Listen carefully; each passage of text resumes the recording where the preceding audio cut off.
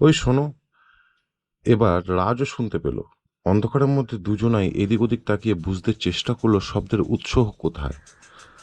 খানিক অন্ধকারের দিকে তাকিয়ে থাকতে থাকতে অন্ধকার যখন চোখে সয়ে গেল, তখন দুজনাই দেখতে পেল সাদা পোশাক পরা একটা মহিলা সিঁড়ি বেয়ে নিচে আসছে, আর ওর নামার তালে তালে নুপুরের আওয়াজ উঠছে।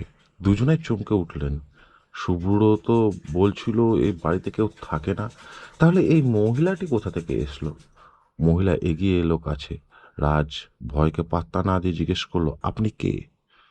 কিন্তু প্রশ্ন করতেই টের পেল ওরা নিজেরাই আওয়াজের অত চেষ্টার পরেও কেঁপে উঠল। মহিলার হাসি শোনা গেল। সে কি তোমার নর্তকীকে আহ্বান করলে আর এখন চিনতে পারছো না?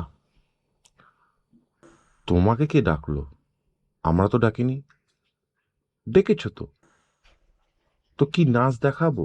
কত্থক নাকি আধুনিক কিছু? তুমি চাও আমরা ডাকিনি? তুমি যাও, আমরা ডাকিনি। এখন ডাকিনি কিন্তু ডেকেছিলে। আর আমি আমার শিশু সন্তানকে ছেড়ে আসতে চাইনি বলে জোর করে ধরে এনেছিলে। আর যাতে ভবিষ্যতে এই সন্তানের দোহাই না দিতে পারি, তাই ওকে মেরে দিলে। কী সব বলছো আজগুবি? আমরা তোমাকে চিনিই না। চেনো চেনো, তোমাদের রক্তে আছে নারী নিয়ে ফুর্তি আর বদমায়েশি করার আর কিছু। তোমাদের কথা মতো না চলে এই পৃথিবী থেকে হাপিস করে দাও।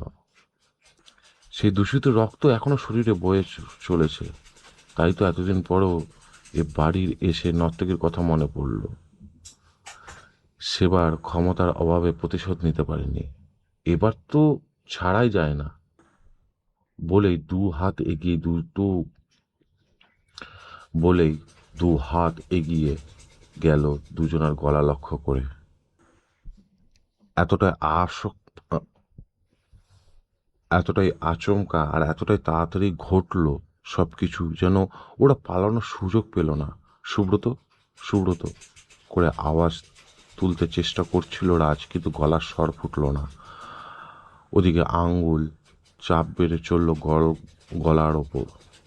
দু হাত ধরে ছাড়ানো গেল না। অনি আর রাজ দুজনেরই কথা আটকে গেল।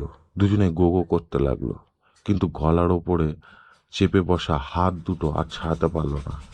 খানিক পরে দুজনার